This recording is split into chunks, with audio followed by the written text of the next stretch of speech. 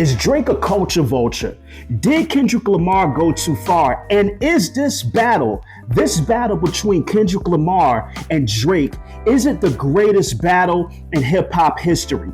This particular feud in hip hop has been one of the most polarizing feuds in hip hop history. And I feel like this battle is deeper than just lyricism. It's a battle for the soul of hip hop. Because when you look at this dichotomy of Kendrick Lamar and Drake, they represent two radically different views on hip hop. Some would argue that if you look on the side of Drake, he represents the more superficial commercial aspects of hip hop, where the integrity and the soul of the artist become compromised in pursuit of money, that become compromised in pursuit of commercial success. And then people often speak about Drake's relationship with Lucian Grange and UMG, Universal Music Group.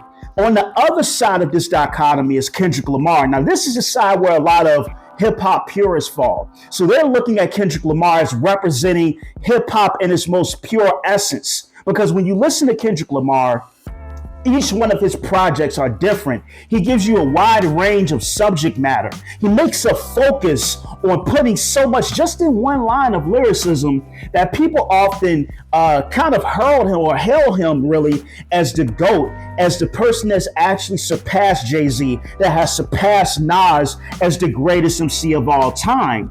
And this battle has basically left the internet on fire. I don't care if you're on Instagram. I don't care if you're on YouTube. I don't care if you're on TikTok, if you're on Twitter or X. You are seeing some of the most hardcore opinions on each one of these artists.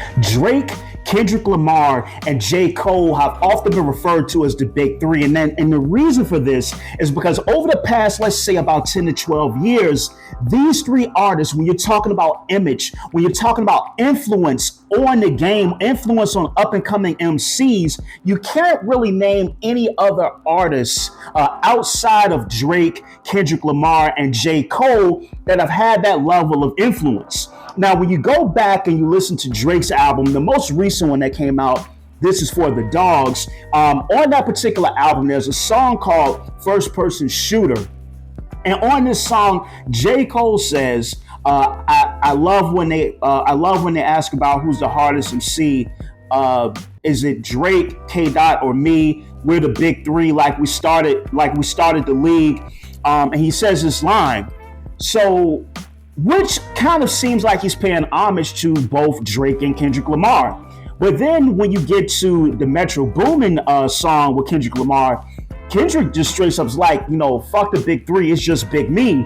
And this is basically the catalyst of the beef between Kendrick Lamar and J. Cole initially, but primarily Drake. So J. Cole wanted to have heart, and he tried to respond to Kendrick Lamar initially. And in his response to Kendrick Lamar, he tried to do the whole, Jay-Z thing of one hot album every whatever year average. And he said To Pimp a Butterfly was whack, which we knew was all cap. But when you look at J. Cole to me is emblematic of why I don't respect the big three as much as other artists in previous eras in hip hop, because you're going to come out and you're going to respond to a formidable opponent such as Kendrick Lamar. And then when things get tight, and then when you don't get the response that you thought you were going to get, because I truly believe that if J. Cole had got a different response, his response would have been different and he would not have provided an apology.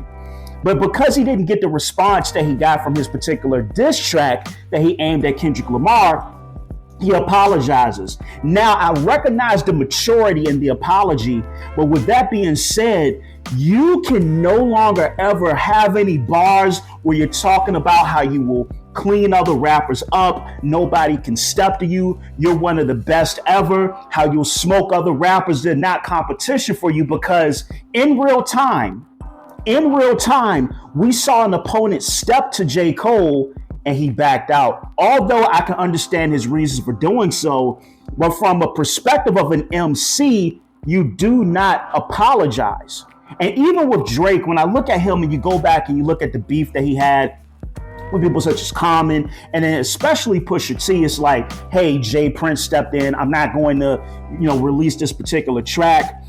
But this is what I don't get about this big three. Everybody, when I try to bring up people from the 90s, so if I bring up somebody like a Mos Def, if I bring up somebody like a Talib Kweli or a Pharoah Monch, whomever, Black Thought, and others, there's this argument that they cannot lyrically compete or are in the same league as the big three, being Kendrick Lamar, Drake, and J. Cole.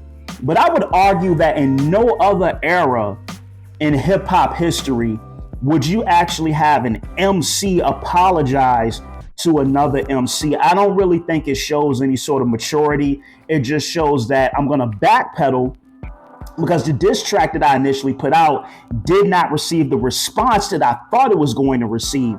And this is why, like, kind of in the grand scheme of things, this whole big three, I believe the big three, even Kendrick, and I'm a huge Kendrick Lamar fan, but even Kendrick Lamar, J. Cole, and Drake, I think in an early 2000s era, in a mid 90s era, those guys would get chewed alive in a battle. I don't think they would have what it takes to go up against MCs that would have been out in that period. When you're talking about the late 90s, you're talking about guys like Cannabis, you're talking about Eminem coming out, you're talking about Big Pun, Big L, you're talking about Crooked Eye was coming out in the late 90s on the West Coast. Cool G Rap was still active. You have Black Thought killing it out in Philly. Beans, Andre 3000 is still killing it as a member of Outkast. So I think the bar was a lot higher. And so I have to wonder, when you talk about the big three, are they kind of overrated because their peers and their contemporaries are so low quality that it really doesn't take a lot of effort to stand out as the big three in this particular period? There have been tons of videos done dissecting the lyrics between the Kendrick Lamar diss tracks and the Drake diss tracks. So I'm not going to get into that because I think that's been thoroughly covered. But just a quick recap. When you're looking at this particular beef, Kendrick Lamar started off on the Metro Boomin song Like That, where he took a shot, it's no big three, just big me. But then later on, you had Drake respond with dropping Give Me 50, which had a lot of great bars in it. And then he responded with the tailor-made freestyle. And I think Drake crossed the line culturally with the tailor-made freestyle. The tailor-made freestyle, it shows why Drake is tone deaf culturally and why he has a parasitic relationship when it comes to hip hop. He was in such a fervor to disrespect not only Kendrick Lamar, but hip hop, whether he was aware of it or not, when he used the voice of Tupac and the voice of Snoop Dogg, two West Coast legends, to diss Kendrick Lamar. Now, the problem with this is when you look at Tupac Shakur, his parents were Black Panthers. When you listen to his earlier works, Tupac was extremely politically conscientious in his music. When you listen to Drake, Drake is nothing but superficial materialism. When you listen to Drake, Drake is literally the antithesis of everything that Tupac stood for. Knowing this, he still decided to use the voice of Tupac and AI to actually disrespect Kendrick Lamar. And when you think about Tupac really spoke from the voice of the people. Tupac really spoke for the voiceless. Tupac represented what hip hop meant when it was initially started. It was a way for the poor, the people that lived in the abandoned areas, the ghettos of America, to express themselves. Drake does not come from that environment, but once again, he's culturally tone deaf. He doesn't really care about the culture. And like I said, I believe that Drake has a parasitic relationship with hip hop. So in doing that, that need to diss Kendrick Lamar superseded the respect for one of our hip hop legends, Tupac Shakur, and another hip hop legend, Snoop Dogg. And I don't think he really said anything worthwhile, in the Kendrick Lamar diss in the tailor-made freestyle. I mean, of course, he had a few lines about him, being short and, everything he says goes over Kendrick's head, literally. But once again, Drake represents superficial aspects of hip hop. Now, I'm not saying it's wrong because throughout every era, we've had artists that give you really superficial music. Drake is just another one. So the tailor-made freestyle, It was decent, but once again, people were still waiting for Kendrick to respond. Drake released a tailor-made freestyle on April 19th, and people were wondering, where's Kendrick Lamar? Is he overrated?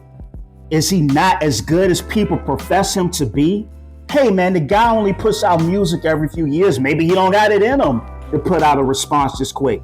Maybe Kendrick Lamar is gonna wait till the summer. Kendrick Lamar is scared to come outside, according to people on the Joe Budden podcast. But on April 30th, a little under 2 weeks later, we get Euphoria. Now, the first thing that stands out about Euphoria, in juxtaposition with the tailor-made freestyle, is that when you listen to Euphoria and you listen to the tailor-made freestyle, when you listen to both of these diss tracks, they're emblematic of who each one of these gentlemen are as an artist. Like I said, with the tailor-made freestyle, it was some clever wordplay, some shots that were sent at Kendrick, and it was cool. When you listen to Euphoria, the way that Kendrick attacks Drake, I never seen that done in hip hop before. He's not just attacking him as an MC. What Kendrick Lamar is doing, he's attacking him as a person. He's attacking his blackness. He's attacking his connection to the culture. I've never seen anyone do this to another artist. We didn't see it with LL and Cannabis. We didn't see it with West Side Connection and Common. We didn't see this with Ice Cube and Cypress Hill. We didn't see this with Nas and Jay-Z. We didn't even see this with 50 Cent and Ja Rule.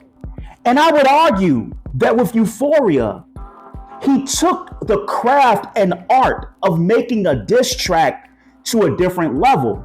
So when you listen to Euphoria, like I said, there are plenty of videos where people break down the lyrics. I don't want this to be one of those videos. And by the way, if you're watching this video, you like it, make sure you click that like button. Make sure you subscribe to the channel. Make sure you leave a comment below, engage. But nonetheless, when you listen to Euphoria, when you listen to the tailor-made freestyle, you see the pedigree of artists and the difference here. One of the lines that stuck out to me in Euphoria was the line where he told Drake, I think it was something along the lines, you stood on Tommy Hilfiger, Fubu was never part of your collection. Now, this just kind of seems like a simple bar to most people. But when you dig deeper into this line, you stood on Tommy Hilfiger, Fubu never been part of your collection. When you listen to this line, think about the acronym of Fubu. For us, by us. Think about Drake's upbringing. Drake did not grow up around Black Americans. He did not grow up around Hispanic Americans, Puerto Ricans, people that would have influenced this culture that we know as hip hop. And he's saying that you did not come from this. And you're kind of coming in as a visitor. And it's kind of a profound point because when you look at earlier Drake stuff, like when he's literally just first coming into the game, he's a totally different guy. He doesn't have these colloquialisms that he's adopted recently.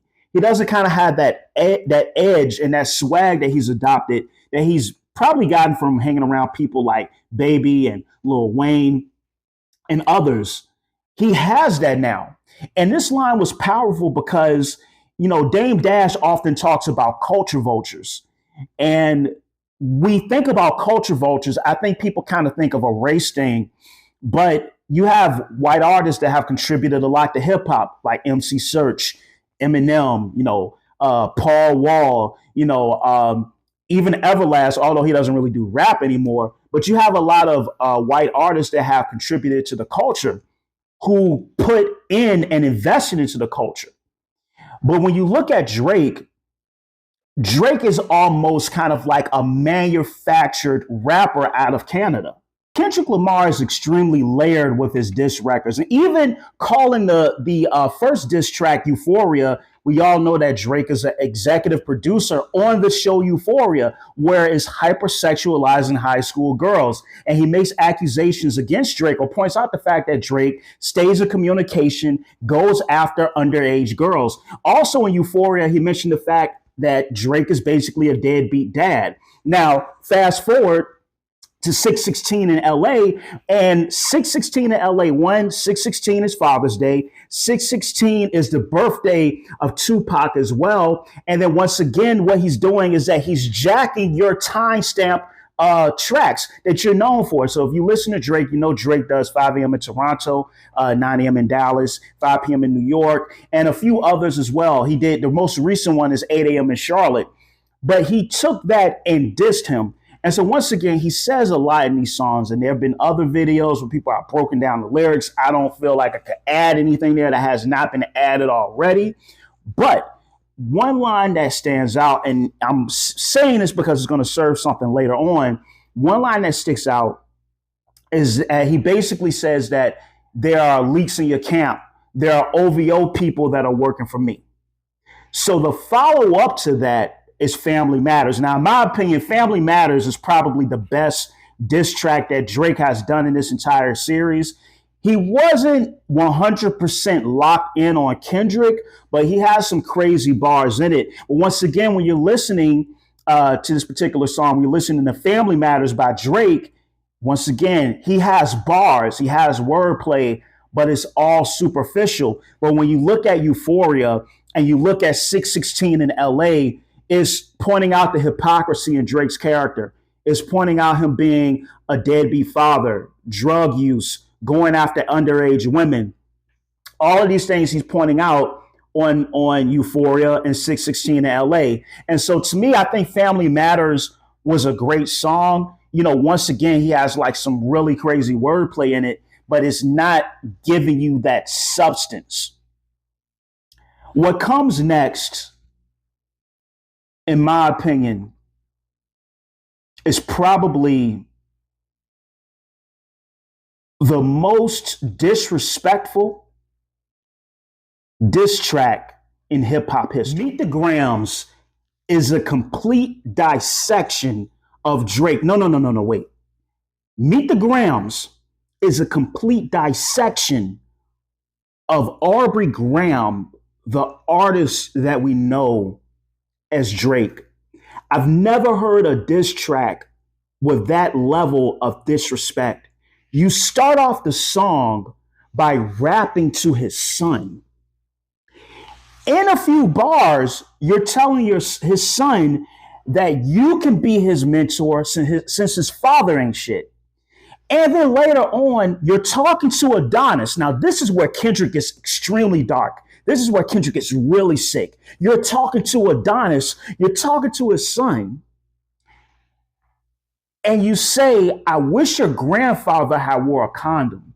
Now, let's think about this really quickly.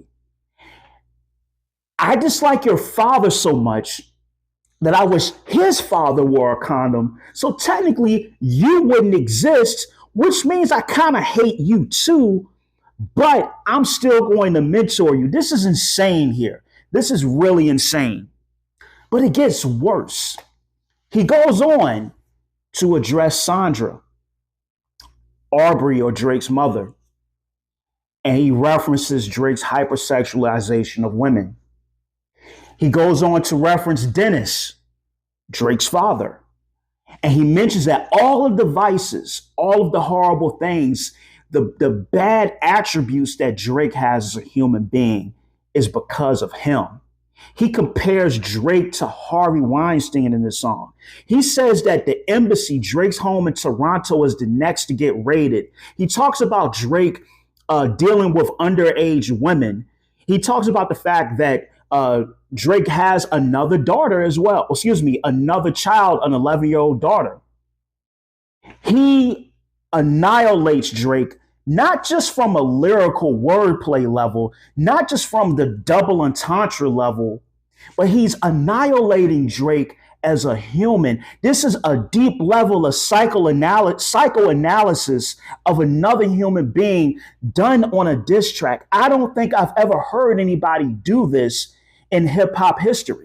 The presentation of Meet the Grams was genius because Drake puts out Family Matters and the response is Meet the Grams, and he also has a photo of his father's medicine and all of these different things. I mean, it was just a high level of disrespect.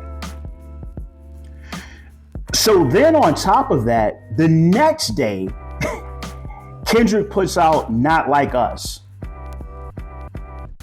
And he's still bodying Drake again. Once again, the accusations of Drake liking underage women. And then Drake responds with The Heart Part 6. So he's trying to do to Kendrick what was done to him with the 616 in LA.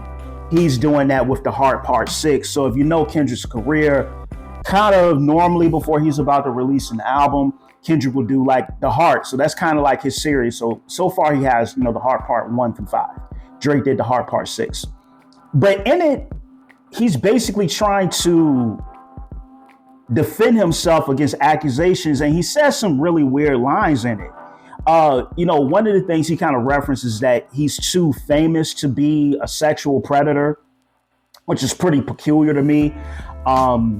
He doesn't, like I said, he doesn't really say anything, but the thing that caught me the most is that he contradicts himself in this particular song.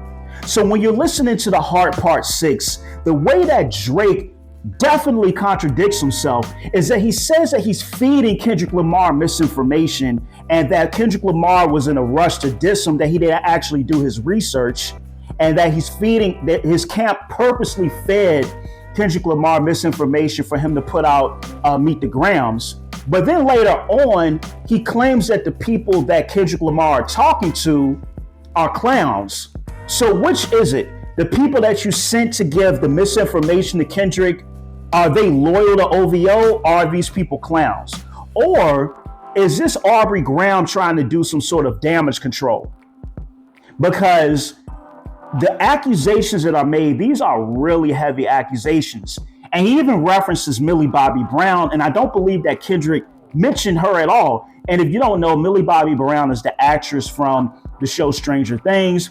And she came out a few years ago and said, basically while she was underage, her and Drake would text each other. And when someone asked her, hey, well, what do you guys text about? She's like, we can't tell you that. I can't tell you that that's a secret. There's a video that's going around of Drake kissing on a 17-year-old girl. Clearly, he's in his late 20s at this point. And then also, the guy that runs his label, that runs UMG, which runs a lot of artists, Lucian Grange, it's been said that a lot of the parties that Diddy had where sex workers, and underage women were there.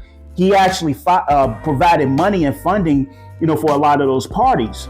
So I don't think this song, The Heart Part 6, really did a good job at effectively discrediting what Kendrick said, because tell me the logic in it. I'm going to feed Kendrick, my opponent, misinformation. Then get mad when he uses said information against me, but then contradict myself again when I call the people that fed the misinformation to Drake, that I sent to feed the misinformation to, that fed the misinformation to Kendrick Lamar, clowns. So which one is it? And so, like I said, this track, the Heart Part 6, it didn't really give him the W in this battle. And once again, if he did indeed misinform Kendrick, which some people argue that he did not, that he's basically trying to do kind of like damage control here. Because I saw people mention on Twitter that there was references to Drake having a daughter years ago. So this is not something that's really that new. But once again, the Heart Part 6, it didn't really put him ahead, and it only made him look worse. And there was a line in there where he was like, basically he's tired of the dissing. It kind of sounded like he was waving the white flag to me.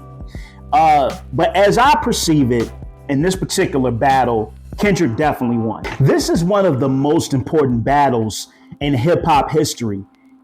This battle is important. This battle between Drake and Kendrick Lamar is important because what it's going to do and what it's done is bringing people back to lyricism.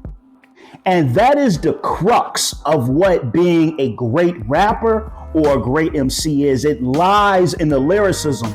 So now you have people that are going on YouTube. Now you have people that are going on Twitter. Now you have people that are going back and they're listening to Family Matters again. They're listening to Euphoria again. They're listening to Meet the Grams again. And they're listening for all of the metaphors, the wordplay, the bars that went over their head.